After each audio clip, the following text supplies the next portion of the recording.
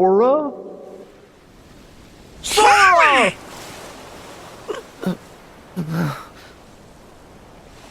Donald? Goofy?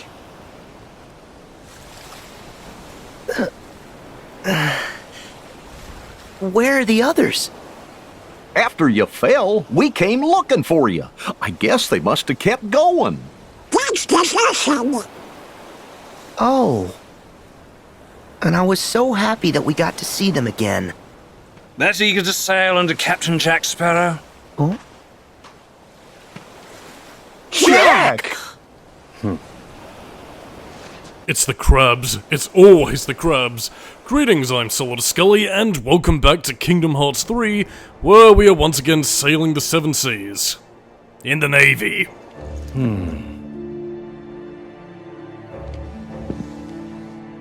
Perhaps you'll consider an arrangement. One which requires nothing from you but information. Regarding the Brethren Court, no doubt. In exchange for fair compensation, square my debt with Jones. Guarantee my freedom. Of course. It's just good business. Were I in a divulgatory mood, what then might I divulge? Everything. Where are they meeting? What are their plans?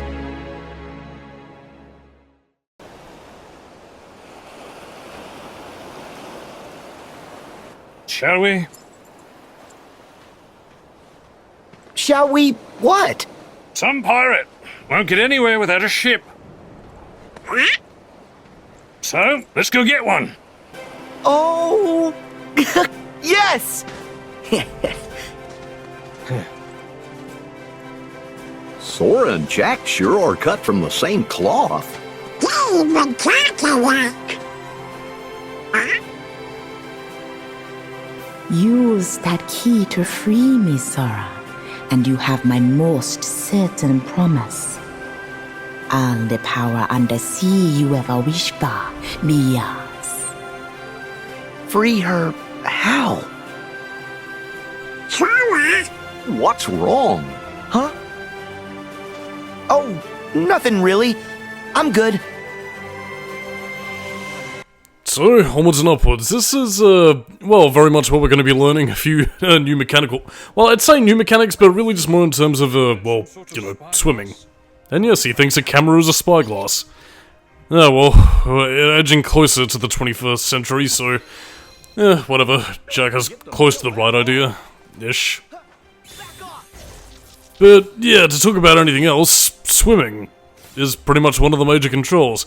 Yeah, again, we do get to control, you know, ships and sailboats and what have you, but, yeah, we also get swimming. But first, before all of that, the next of, oh. Never mind, I thought we were going to be getting something else there, but, yeah. Yeah, swimming, basically, you can pretty much just dive up here, down into the ocean, and, it's here where you'll be getting some slightly newish mechanics. In this case, mainly being, well, you know, swimming using your keyblade to go really fast, and having your own unique attacks as you get under the water, which you'll be seeing a little bit later, but again, in terms of how you're going, you have your little keyblade boosty right there, that's, again, to kind of describe the swimming controls in brief, it's basically Spyro the Dragon-style swimming controls with, you know, Kingdom Hearts-style combat, so, honestly, it's kind of a match made in heaven and makes the swimming mechanics in this game feel, really easy. I mean, it's certainly a far cry from what we had with, you know, Atlantica and everything, which is, well, I mean, a bit of a spoiler and a clue for what I was referring to earlier on, where, yeah, to kind of cut the bullshit right here and now, it's basically where we get our next Summon Charm. But don't worry, we'll have all that celebratory stuff as we go on. In the meantime, however, again, we still have Captain Jack as our companion. And of course, our goal as of right now was to get back home to the railroad tracks. That's the wrong Captain Jack. But yeah, we pretty much dive under here, and yeah, since I did mention combat, as you dive beneath the oceans, you do have a fair bit to explore and plenty of nooks and crannies and hidden secrets to find, but yeah, till we... yeah. I mean, apart from just gathering ingredients, mainly, you know, seafood, given where we are, here's also where we end up in the combat, and you might be wondering how the hell does magic work underwater? Well, I mean, again, we've already technically used it, but yeah, you do also you don't get quite as many Keyblade combos as you otherwise would on land, but at the same time, though, you do have enough that's powerful enough to keep enemies at bay. Mostly just being your basic sort of Heartless, and yeah, you do actually have sea variants of your magic. You get like a, you know, sea fire, which is, again, basically fire that works underwater. How does it work? It's magic. Again, you can basically summon Light Oars with the Keyblade. You have, again, basically just sea variants of your basic magics, really, so, yeah, it's pretty much what it says on the tin, but the main thing you're going to be doing in little areas like this, all these, they're pretty much scattered across little islands all across town, and again, like, you do get to explore a lot of these places alongside, you know, Port Royal and, you know, a few other bits and bobs here and there. So again, this, I mean, you're not really seeing it, excuse me. Yeah, you're not really seeing a lot of it right now because we're basically being, you know, sort of curtailed on a linear path. Whether that was just for the sake of story adaptation for, you know, the World's End, I'm not really too sure, but either way, like, yeah, the game does eventually let the leash off you and, you know, pretty much give you, you know, exploring the 7 seas on your own ship, or, you know, just exploring around the undersea caverns like this and, you know, finding Heartless and looking for treasure chests, as we will be doing once we, you know, get to a certain point in the game. But yeah, I'll save a lot of the sailing malarkey for a little bit later on. In the meantime, though, we just basically have seafaring Heartless to destroy, and, yeah, that's pretty much all she wrote. I don't think you get to use any summons down under the sea, so, yeah, I mean, if you wanted to use your, you know, your Heartbinder links, you're pretty much shit out of luck right there, but again, Kingdom Hearts 3, being the gift that keeps on giving, does give you enough combat options to make your own fun, so yeah, what could have potentially been a chore akin to the Kingdom Hearts 1 version of Atlantica is thankfully avoided here, and it does make this level quite enjoyable. And again, I mean, with, you know, the whole pirate thematic going on, it does give you a fair bit to explore and, you know, a nice chunk of grit to sort of contrast with some of the other worlds in the game, so overall, it's a very nice world. Very comfy. There we go. We can look for hidden treasure. But yeah, you'll be mainly just finding treasure chests, and as I did mention beforehand, you do get to find some rather tasty synthesis items down here. Like, I mean, there's a whole bunch of, you know, well, I was about to say Orichalcum Plus, but no, there is one of the necessary treasure chests that you need to get on, I believe it's Exile Island, but, yeah, that won't be for much later on. But yeah, you do also get other, I keep on wanting to call them ingredients, but, you know, synthesis materials such as, you know, adamantite, which you can use for your Keyblade upgrades. I think you can get some Electrum here as well. But yeah, basically stuff to upgrade your Keyblade and, you know, make good with the synthesis stuff, so on the whole, it's, pretty good. I believe you can also actually find on, one of the distant islands, you can actually find the Heartless to grind some, Wellspring Crystal, which, again, is another thing needed for the Ultima weapon, so, yeah. Spawn rates and keeping track of what islands you visit to find which Heartless specifically to grind is quite good, and this also being one of the later levels in the game does make it a very prime paparazzo spot to, you know, get some level ups going. But then again, this is all stuff I've pretty much done, you know, ages back, and that's also part of the reason why I'm stumbling a little bit, because, yeah, a lot of my concentration as of recently has mainly been focused on the Shadow the Hedgehog review, so, yeah, I've mainly been focusing on that, and in turn, Kingdom Hearts 3 is, well, I wouldn't say it's been kind of on the slide, but, you know, I've basically just sort of been letting some of these parts go by the wayside. I mean, at present, I've recorded enough. In fact, I think, as of right now, today, yeah, it's Monday, so I should be uploading the 100 Acre Wood part of the commentary, so yeah, I'd say we're a bit over halfway of the game, but yeah, I do still have a few more parts for the week, but yeah, I'm primarily just sort of hoping that for the next, you know, for the next week or two, like, I'm pretty much just get, you know, Pirates of the Caribbean and then the final Disney world of the game all done and dusted and recorded so that, yeah, by the time I'm done with that, I can pretty much focus on the cleanup videos, which pretty much go off to deal with all, like, you know, some of the side content, all the, you know, bonus stuff and forging the ultimate weapon. And then as soon as that's all done and dusted, I can finally get back to doing a little bit more plots, then, you know, just finishing the game off good and proper. Or at least that is for the base game. I'm not necessarily too sure what I'm going to be doing for the Remind segment, which I guess I might as well ask viewers now while I have the chance, but yeah, I mean, the Remind DLC does sort of, like, recap certain events of, well, again, in fitting with its title of Remind. does sort of recap certain events from a different perspective with, you know, Kingdom Hearts 3, so... Yeah, I'm not really too sure. I'm tempted to just sort of go hell for leather and just record Remind just as it stands, but then again, I don't know if I'll show it off in terms of video recordings until later, or maybe try something else to sort of break up the monotony. But I suppose maybe that's just something to think about in my own time, really. Yes, and another cool thing is that you can see all this treasure just down here, and yeah, you can basically just pinch it for money. We're rich! We're rich! Ugh, no longer will we have to pay for those half pints, now we can finally buy whole pints. Whole pints of beer for Sora, and Donald, and Goofy. Oh, no more money. Even though there is plenty of money still there. Money, money, money. But yeah, I'm not gonna waste your time just getting money. But I mean, again, it is a way to get like a decent, you know, $100. So yeah, that's pretty much all she wrote in that case. But yeah, like, not all of the underwater caverns are quite as expensive as this, but, you know, it does offer you a decent chunk of places to explore, heartless of fight, ingredients to collect, and, you know, treasure chests with synthesis items galore, so... Yeah, I mean, it is, one of the things that, you know, does, take my fancy. I mean, again, being the young, likely lad from Australia that I am, I love underwater settings, and, you know, being the natural explorer I am in video games, I can't help but love this level, so... Yeah, I mean, even if it's not relegated to the main plots, the Pirates of the Caribbean world actually really makes me smile.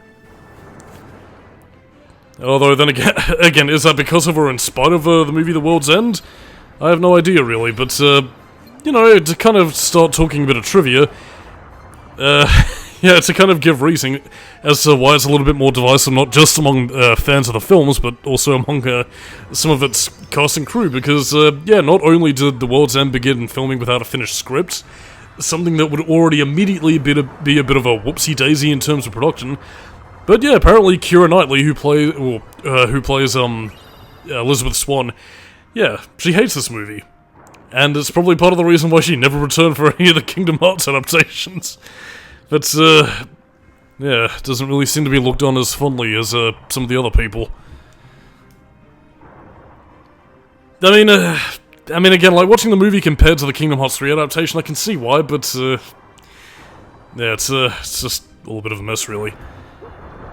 But, I mean, all the same, though, in terms of, like, you know, as something of a sort of pirate playground for Sora to play around with, I don't know, it's not too bad. Oh yeah, by the way, those jellyfish do a bit of pip damage, so, yeah, unless of course you don't have the magic to spare, just use some Blizzard to take him out in large chunks as it sort of, like, branches out in, like, a little ice tree kind of thing. I guess it was basically their way of getting Blizzard to work underwater without, like, freezing the whole entire area. Yeah, well... But yeah, I mean, you don't have to worry too much, it's just really, you know, wee bits of pip damage, so... Heck wished. And yeah, if in fitting with finding, you know, underwater metals, you get regular orichalcum. Whoopee. But again, as mentioned beforehand, there is orichalcum plus that you do need to travel to Exile Island in order to find to complete the ultimate weapon, and yeah, I don't know if I brought this up before, or if I'm repeating myself. Again, it has been a while since I started recording, you know, the actual audio commentary for this, but yeah, as of right now, I have actually completed forging the ultimate weapon in Kingdom Hearts 3, so... yeah, I mean, all I really have to get finished is, you know, this world, you know, the next world after this. Do a bit of a clean-up video showcasing a lot of the minigames before we get to the final world. Then we get a bit more story, then we do the last bit of, you know, Gummy Ship stuff, forging the ultimate weapon, and, yeah, I mean, just as soon as I can pretty much get all that recorded, yeah, then I can finally just go hell for leather, finish recording Kingdom Hearts 3, and, well, clear up some hard drive space I'll need to start recording Sonic Frontiers. Which, I mean, again, yeah, you know what, I'll save it for a little bit later. I mean, Sonic Frontiers is pretty much going to be the next big game I'm going to be covering, both in terms of commentary and indeed review, but, yeah, I don't know if I should kind of spice up with maybe something in between now and then. I don't know, I've been feeling in a bit of a Doom mood recently, so, I don't know, maybe I might cover Doom 1. Maybe not necessarily all the episodes like Sigil or Thy Flesh Consumed, but at the very least possibly just, you know, Knee Deep in the Dead and, you know, Inferno. Well, I mean, especially considering that those are really meant to be the real quote-unquote story chapters of Doom 1 to begin with, but waste. It's really just me sort of thinking out loud in terms of what I'm going to be doing next, but yeah, all that aside though, I think my main priorities at this point is just, you know, getting Kingdom Hearts 3 recorded and, you know, still working on the Shadow the Hedgehog review as I'm going on, so yeah, busy for me as we explore the sea.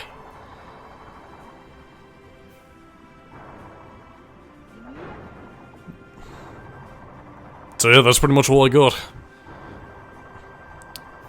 Yeah, I mean, I suppose if I could waste time once again by discussing, in terms of anything else trivia related, I might have brought this up before, but, you know, yeah, I do apologize, but, yeah, Riku's voice actor, David Gallagher, has actually been streaming the Kingdom Hearts games on Twitch and YouTube, which, yeah, so if you ever wanted to see Riku's voice actor sort of react to him playing the games for the very first time, have at it, man.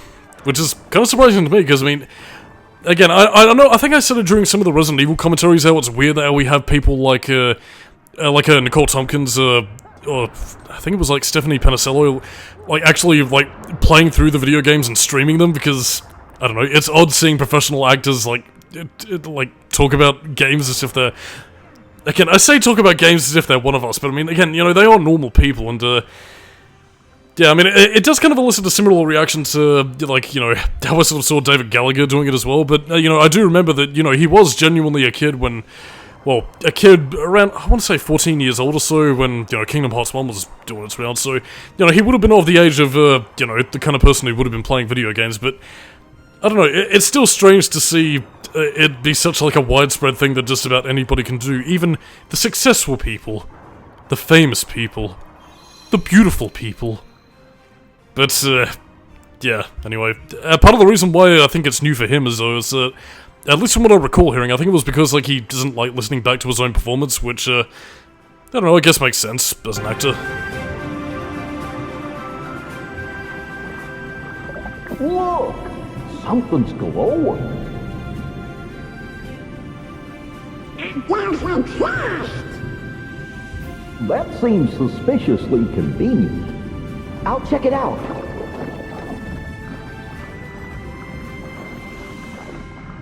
Sora, this could be dangerous. But Donald, no pirate worth his salt ignores treasure.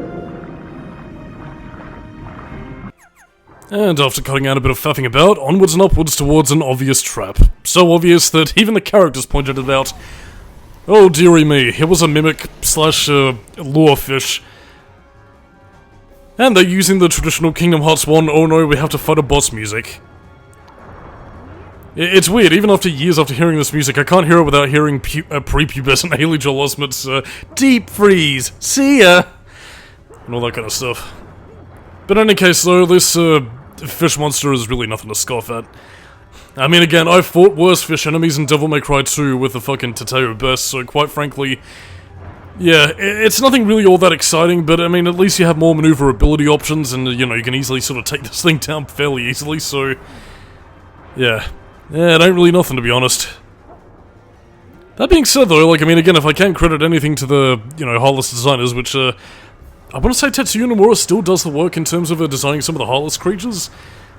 I mean, yeah, say what you will about his characters with the overuse of belt zippers or plaid and buttons or whatever, but again, in terms of monster designs, he's... Again, he hasn't lost his touch. But in any case, though, yeah, not really too much to worry about.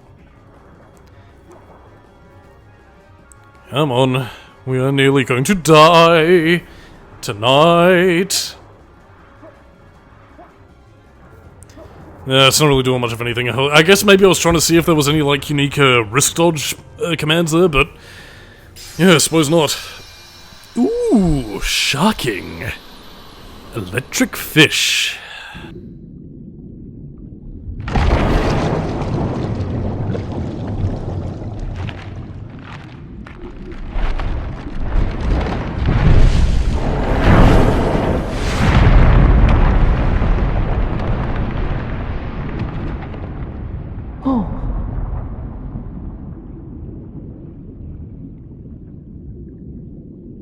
And with that, this pretty much leads us towards the end of our, well, a little cavern exploring treasure hunt sugar meter.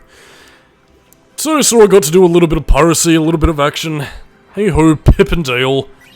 And here, we finally get the Atlantica Heartbinder, Sea Spectacle, and of course this features the return of a beloved character with a very lewd name that I gave her.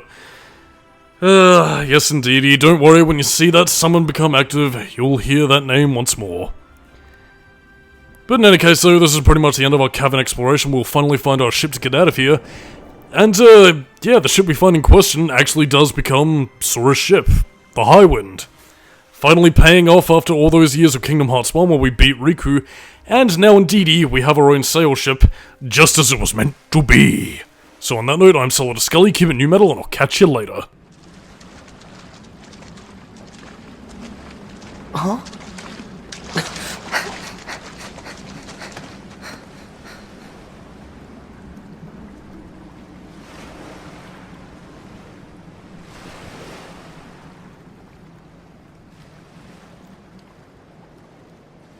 Oh, cool! Woohoo! It's our very own ship! You certain about that? Huh? What? Jack? Finders keepers. How'd he get here so fast? Mine. Savvy? Now, Sammy. Jack, you already have the Black Pearl! Aye. To which this ship holds no candle. But, take what you can, mate. Now then, my ship has a captain, but it does appear I'm in need of a crew. Suppose you'll have to do. Don't dawdle. Climb aboard.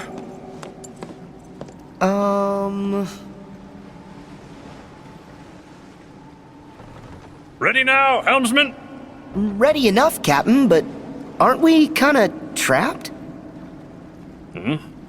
Now, Sora, I know you've made passage through straits far more dire than this. Just follow your heart's command.